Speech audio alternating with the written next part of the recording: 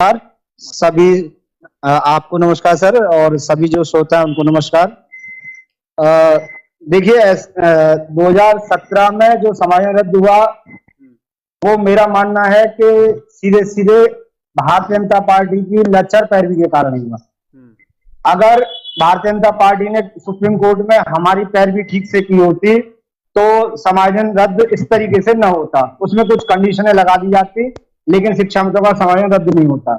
ठीक है, कोर्ट का आदेश था, माना गया। लेकिन 2017 के संकल्प पत्र में भाजपा ने हमसे क्या वायदा किया था, आपको मैं बता दूं कि जिस समय हमारा समायोजन हाईकोर्ट से रद्द हुआ था और माननीय योगी जी गोरखपुर के सांसद थे, उस समय योगी जी के ये शब्द थे कि बेसिक शिक्षा मित्र बेसिक शिक्षा की रीढ़ है और शिक्षा मित्रों के बल पर ही बेसिक शिक्षा चल रही है। लेकिन जैसे ही सरकार में आते हैं माननीय योगी जी चीफ मिनिस्टर साहब, जैसे ही सरकार में आते हैं तो उनकी तरफ से ये कहा जाता है कि शिक्षा मित्र अयोग्य हैं। मैं तो सबसे पहले सभी राजनीतिक लोगों से ये बात पूछना चाहता हूं कि ये सत्ता के साथ बदलते क्यों हैं, इनकी भाषाएं बदलती क्यों हैं। आपने हमसे वायदा किया, ये मेरे पास आपको दिख रहा होगा, तो ये घोषणा पर इनका संकल्प पत्र है, भाजपा का संकल्प पत्र है। आपने वायदा किया था, हमने आपसे नहीं मांगा था, आपने हमसे वायदा किया था कि शिक्षा मित्रों को जब हमारी सरकार बनेगी तो हम 3 महीने में समाधान कर देंगे। लेकिन हुआ इसका विपरीत। 3 महीने में हमारी समस्या का समाधान तो नहीं हुआ, लेकिन 3 महीने में कोर्ट से हमारा जो समायोजन था वो आपकी लचर पैरवी के कारण रद्द हो गया। अब इसके बाद भी हमें ये उम्मीद थी कि शायद जिस तरह से मुख्यमंत्री जी हमारी मतलब वो चिंता करते थे उस समय जब सांसद थे, तो अब वो हमारे लिए कुछ करेंगे। लेकिन आज इंतजार करते करते 4 साल बीत गए। हमने बहुत सारे धरना प्रदर्शन भी किए, अपनी मांगें ट्विटर से भी के जरिए रखी, अन्य जो भी साधन थे उनके जरिए रखी, लेकिन आज तक कोई सुनवाई नहीं हुई। अभी कल मैंने सुना, आज सुना मैंने अखबार में पढ़ा कि शिक्षा मित्रों का मानदेय सरकार 2 से 4 हजार बढ़ाने पर सोच रही है, विचार कर रही है। तो मैं सरकार के सभी नुमाइंदों से पूछना चाहता हूं कि आखिर शिक्षा मित्र कब तक आप 5 साल में 2,000 रुपए की बढ़ोतरी पे आते हैं, अगले 5 साल में फिर कोई सरकार आएगी या आपकी आएगी, फिर 5,000 आते हैं, तो क्या ये शिक्षा मित्र जीवन भर लड़ता ही रहेगा? हमने माननीय कल्याण सिंह जी से शुरुआत करके और हम योगी जी तक पहुंचे हैं, हर सरकार में आंदोलन प्रदर्शन करते रहे हैं। तो आज मेरा शिक्षा मित्र में जो भी है औसतन 50 की उम्र रखता है। आज से 10 साल पहले 15 साल पहले शिक्षा मित्रों के ऊपर जिम्मेदारियों का बोझ इतना नहीं था, क्योंकि वो माँ बाप का भी सहारा था। आज माँ बाप नहीं रहे या माँ बाप कमाने से मतलब उनकी कमाई खत्म हो गई, बुजुर्ग हो गए। आज उल्टा माँ बाप की जिम्मेदारी बच्चों यानी शिक्षा मित्रों पे और स्वयं अपने बच्चों की जिम्मेदारी है। आपको मैं 1 मिनट ये बता दूं, सब लोगों को ये दिखाई देता है शिक्षा मित्रों को 10,000 रुपए मांगने मिलता है, लेकिन 12 माह का नहीं मिलता, 11 माह का मिलता है। इस हिसाब से 9,000 रुपए महीने मिलते हैं, 300 रुपए प्रतिदिन के हिसाब से। अब आप आज की महंगाई में जहाँ पेट्रोल 100 रुपए लीटर है, सब्जियां के भाव 50-100 रुपए किलो हैं, उस स्थिति में आप कोई भी पारिवारिक व्यक्ति ये अंदाजा लगा सकता है क्या वो 300 रुपए में अपना और अपने सिर्फ बच्चों का सिर्फ रोज की डेली की खाने की व्यवस्था, बीमारी नहीं कह रहा हूं मैं, बीमारी के ऊपर नहीं जा रहा हूं, कुछ अन्य सुविधाओं पे नहीं जा रहा हूं, क्या 900 रुपए में 50 रुपए लीटर का दूध खरीद सकता है? क्या 50-100 रुपए की सब्जी खरीद सकता है? क्या 30 रुपए का किलो का 40 रुपए किलो का आटा खरीद सकता है? क्या उनका व्यवस्था कैसे चल रही है? और आपको बता दूं ये मौका आज तमाम जो विद्यालय है वहां पर जो हाई स्कूल पास है वो अध्यापक है, वो अपना अध्यापक है, लेकिन जिनके पास योग्यता है, जिनके पास डिग्री है, जो बीटीसी है, जिन्होंने टेट पास भी कर लिया है, स्नातक है, लेकिन तब भी आज उनको वो पद नहीं मिल रहा है। यही मलाल है सर। ऐसा है कि ये जो योग्यता का जो बातें की जा रही है ना शिक्षा मित्रों के ऊपर, ये निराधार है, ये सरासर निराधार है। शिक्षा मित्र बीटीसी पास है, शिक्षा मित्र टेट पास है, शिक्षा मित्र स्नातक है, इसके बावजूद भी इसके बावजूद भी उसे उसका हक अधिकार नहीं मिल रहा है। बराबर के अध्यापक को 60-70 हजार रुपये तनख्वाह मिलती है, शिक्षा मित्र को उनसे 7 गुना कम पैसा, मतलब 7 गुना नीचे कम पैसा शिक्षा मित्रों को मिल रहा है। शिक्षा मंत्री जी कहते हैं आपके कि जो वो कभी शिक्षा मित्रों के मामले में सरकार कोर्ट नहीं गई, और जो विपक्षी पार्टी है वो जो है गलत जानकारी दे रही है। तो जब जी ये बोलिए आप। जी नहीं आप बताइए सर जी, आप बोलिए पूरा। जो शिक्षा मंत्री जी है वो कह रहे हैं कि शिक्षा मित्रों के मामले में सरकार कभी कोर्ट नहीं गई, और वो कह रहे हैं कि जो है जो विपक्षी पार्टियां हैं वो जो है गलत जानकारियां दे रही हैं। क्या आपको लग रहा है कि जो मंत्री जी वो सही कह रहे हैं?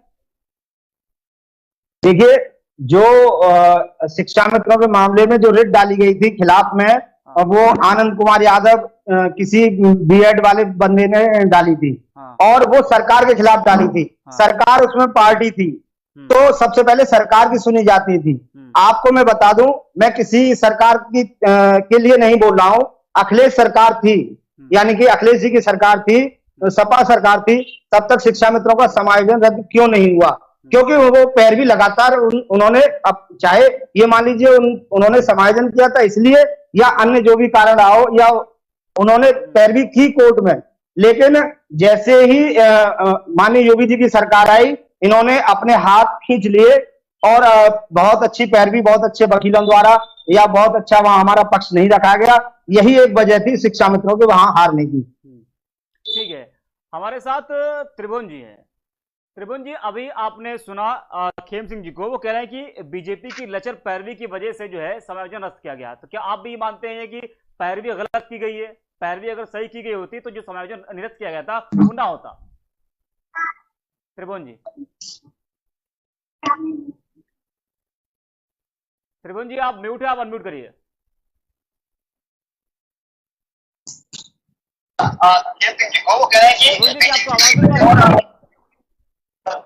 जी त्रिभुवन जी, अभी सुन रहे थे, वो कह रहे थे कि बीजेपी ने गलत पैरवी की। ये जाहिर सी बात है कि अगर उत्तर प्रदेश सरकार मजबूती से शिक्षा मित्रों का पक्ष मानी सुप्रीम कोर्ट में रखती, तो ये व्यवस्था या ये जो निर्णय आया है कहीं ना कहीं थोड़ा सा अलग होता। हेलो जी बोलिए आप, बोलिए आप। क्या आवाज आ रही है? हाँ आवाज आ रही है, आप बोलिए। हेलो त्रिभुवन जी आप बोलिए, आवाज आ रही है। अब्दुल जी आवाज आ रही है? जी आ रही है, आप बोलिए, बात रखिए अपनी आप। मैं ये कह रहा हूँ कि कहीं ना कहीं उत्तर प्रदेश सरकार की के अधिकारियों की ये नाकामी रही है, या उनका शिक्षा मित्रों के प्रति वो रवैया नहीं था जो पहले था।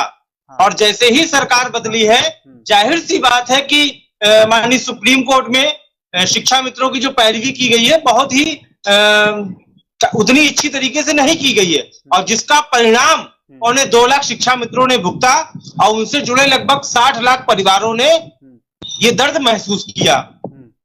आखिर सुप्रीम कोर्ट से फैसला आने के बाद सुप्रीम कोर्ट ने ये कहीं नहीं लिखा है अपने फैसले में कि शिक्षा मित्रों का मानदेय कम कर दिया जाए। सुप्रीम कोर्ट ने अपने फैसले में ये नहीं कहीं लिखा है, लेकिन उत्तर प्रदेश सरकार एक जीवन यापन देने के लिए एक ऐसी व्यवस्था कर सकती थी कि शिक्षा मित्र जो है आराम से अपने बच्चों का भविष्य और अपने माँ बाप का और अपना आराम से उनका भरण पोषण कर सकता था।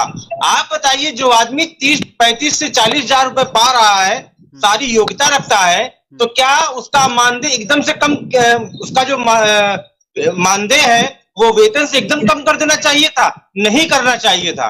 मेरी समझ से अगर योगी सरकार 30 से 35 हजार रुपए भी कर देती तो ये शायद समस्याएं नहीं आती।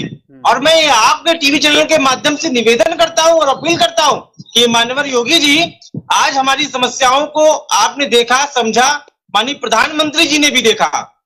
आज अगर आप हमारा मानदेय बढ़ाकर 35 हजार रुपए और 62 साल की सेवा, बीमा और मेडिकल ये सारी सुविधाएं अगर हमें प्रदान कर देते तो हमें आपसे कोई शिकायत नहीं है, हमें किसी प्रकार की कोई शिकायत नहीं है। लेकिन आपने जो वादा किया था उस वादे को यथाशीघ्र पूरा करें। आप देख रहे हैं कि लगातार अवसाद के चलते कई घटनाएं हुई। इधर पंचायत चुनाव में लगभग 230 से अधिक शिक्षा मित्रों ने अपनी जान गंवाई, वहीं हमारे सहायक अध्यापक भी हताहत हुए एवं अन्य डिपार्टमेंट के लोग भी हैं, मनरेगा के हैं, रोजगार सेवक हैं, आंगनवाड़ी हैं, कई लोगों ने अपनी जान गंवाई। और मैं आपके टीवी चैनल के माध्यम से एक अपील और करता हूं कि माननीय मुख्यमंत्री जी ने ट्वीट करके ये जानकारी दी थी कि जितने भी शिक्षा मित्र पंचायत चुनाव में एक्सपायर हुए हैं, खत्म हुए हैं, शहीद हुए हैं, उनके परिवारजनों को एक एक सदस्य को नौकरी दी जाएगी और 30 लाख रुपए दिया जाएगा। लेकिन माननीय योगी जी ने, उनके अधिकारियों ने, योगी जी की गलती नहीं है, उनके अधिकारियों ने एक ऐसी व्यवस्था बनाई कि मात्र 145 शिक्षा मित्रों को लाभ दिया गया है। और जिन लोगों ने अपनी जान गंवाई है, आज उनके परिजन सड़क पर भूखों मर रहे हैं। और मैं जल्द ही उनके परिजन को ले जाकर के मुख्यमंत्री आवास के सामने खड़ा कर दूंगा और कहूंगा कि अब आप माननीय मुख्यमंत्री जी से कहूंगा कि इनके साथ न्याय करिए। आखिर इनको न्याय कैसे मिलेगा? इन्होंने जो एक आदमी था कमाने वाला, वो भी गंवा दिया और उनके परिवार वालों को कुछ मिला भी नहीं। तो आपके टीवी चैनल के माध्यम से निवेदन है कि उनके परिवार वालों को जल्द से जल्द एक नौकरी दी जाए, जिसकी घोषणा तत्कालिक रूप से की जाए। ठीक है। वीरेंद्र कुमार शुक्ला जी क्या हमारे साथ? वीरेंद्र कुमार शुक्ला जी जुड़े हैं क्या? अच्छा, क्या हमारे साथ हृदय दुबे जी हैं? जी हृदय जी, क्या आपको आवाज मिल पा रही है? हृदय जी आप म्यूट है, अनम्यूट करिए आप, ताकि ये आपके पास आ रहे हैं। बस एक मिनट। हृदय जी क्या हमारे साथ? ठीक है। सैयद हमारे साथ एसके मेहंदी जी हैं। एसके मेहंदी जी, अभी जो तमाम जो शिक्षा मित्र हैं वो कह रहे हैं कि सरकार ने कोर्ट में पैरवी सही से नहीं की, और अगर सरकार ने पैरवी सही से की होती तो आज जो ये जो निरस्त किया गया था समायोजन, वो शायद ना होता। मेहंदी जी,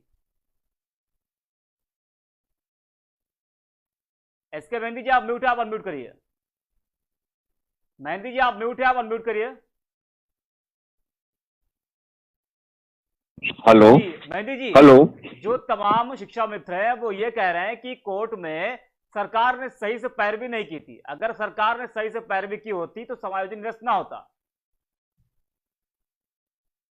मैं आपको बता दूं करीम साहब, सरकार शिक्षा मित्रों को लेकर न कभी गंभीर थी न और आज है। आज जब शिक्षा मित्र दर दर की ठोकर खा रहे हैं, अपने रोजगार के हैं, अपनी मांग को लेकर सरकार के प्रतिनिधियों से लगातार मिल रहे हैं, फिर भी ये सरकार गंभीर नहीं है। सरकार तो, अब आपसे मैं एक बात आपको बैक में ले जाना चाहता हूं।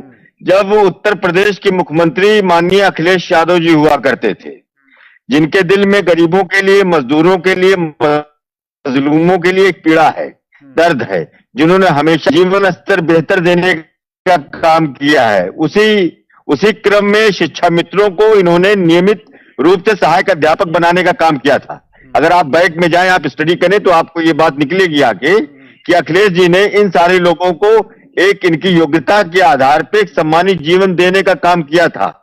अपनी कैबिनेट की मीटिंग में तमाम सारे प्रावधानों को इकट्ठा करके, अपने सारे सिस्टम को एक मैनेज करके, और इन सारे लोगों को जो लगातार मानदेय पर काम कर रहे थे, इनको एक वेतन देने का काम किया और एक सम्मानजनक जीवन दिलाने का काम किया। लेकिन ये जब सरकार बनी 2017 में योगी आदित्यनाथ जी की, तो इनके स्टैंडिंग काउंसिल और इनके पैनल ने, क्योंकि स्टैंडिंग काउंसिल बहुत चाहे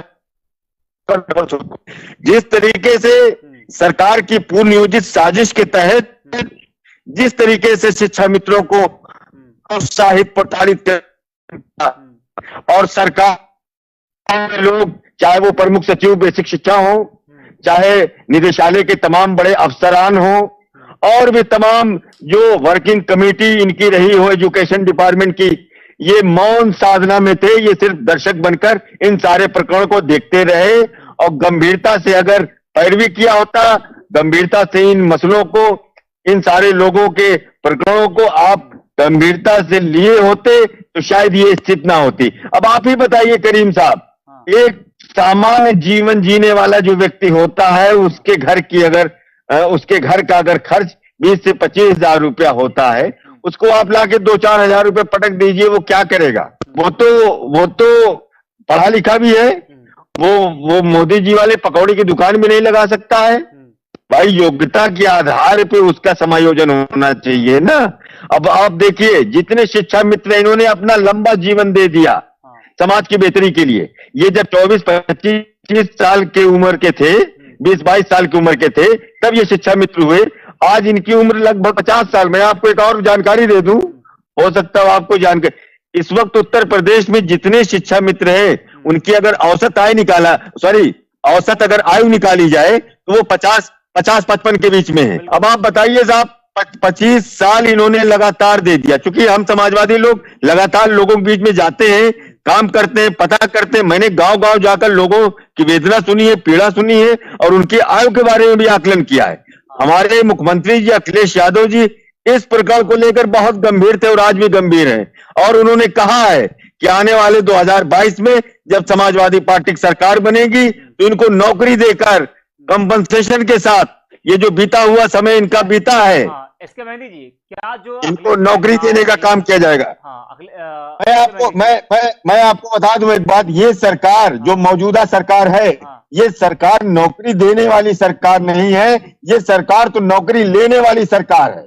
ये सरकार झूठ बोलकर सत्ता में आई है। आपको याद होगा 2017 में भारतीय जनता पार्टी के लोगों ने कहा था मेरी सरकार बनी तो हम 15 लाख रुपया देंगे, 2 करोड़ लोगों को रोजगार देंगे और आपकी फसल का दुगना दाम देंगे। लेकिन सरकार हर मोर्चे पर फेल है। सरकार के पास ना कोई कार्यक्रम है, ना कोई एजेंडा है। आज शिक्षा मित्र जिस परेशानी में अपना जीवन यापन कर रहे हैं, जिस तरीके से उनकी पीड़ा सुनने वाला कोई नहीं है, हम समाजवादी लोग उन सारे शिक्षा मित्रों के साथ हम खड़े हैं। और आने वाले दिनों में जब सरकार बनेगी तो एक बार पुनः हम उनको नौकरी देकर आंसू पोंछने का काम करेंगे। इसके मेहंदी जी, जो सपा ने वादा किया है कि पहली कैबिनेट में अगर सरकार बनती है तो पहली कैबिनेट में रोजगार मिलेगा, रोजगार कई लाख रोजगार सरकार देगी। क्या आपको लग रहा है कि सबसे पहले इन शिक्षा मित्रों को उसमें शामिल करना चाहिए, क्योंकि आप ही की सरकार ने इनको सहायक अध्यापक बनाया था? और क्या 2022 में जब आपकी सरकार आएगी तो क्या आप इनको वापस लाएंगे? देखिए जनहित में देखिए जनहित में तो हम समाजवादियों का इतिहास रहा है कि जब हम सत्ता में होते हैं तो जन कल्याणकारी काम करते हैं और जब विपक्ष में होते हैं तो सड़क से लेकर सदन तक हम लड़ने का काम करते हैं। समाजवादी पार्टी के मुखिया आदरणीय अखिलेश यादव जी ने स्पष्ट आप लोगों से, मीडिया के लोगों से कहा है कि मेरी जब सरकार बनेगी तो सबसे पहले जितनी लंबित नौकरियां हैं, जितनी रोकी गई भर्तियां हैं, इन सारे लोगों को नौकरी देने का काम करेंगे। बिजली के मुद्दे पर, आम आदमी की बेहतरी के मुद्दे पर, कानून व्यवस्था के नाम पे, शिक्षा के नाम पे, बिगड़ती खेती के नाम पे और तमाम सब न जाने कितनी जन कल्याणकारी योजनाएं जो पिछले 4 वर्षों से लगातार ठंडे बस्ते में बंद है। किसी किस्म का कोई जन कल्याणकारी काम नहीं हो रहा है। जितनी कार्यकारी जितनी जन कल्याणकारी योजनाएं चल रही थी उनको इस सरकार ने ठंडे बस्ते में डालने का काम किया है। पुनः एक बार इन सारे कामों को हम शुरू करके बेहतर उत्तर प्रदेश बनाएंगे, उत्तम प्रदेश बनाएंगे। इसी आशा के साथ ये शिक्षा मित्रों के साथ अभी भी समय है। ये योगी सरकार कुछ ऐसा कर दे कि इनका जीवन कम से कम चलता रहे। हर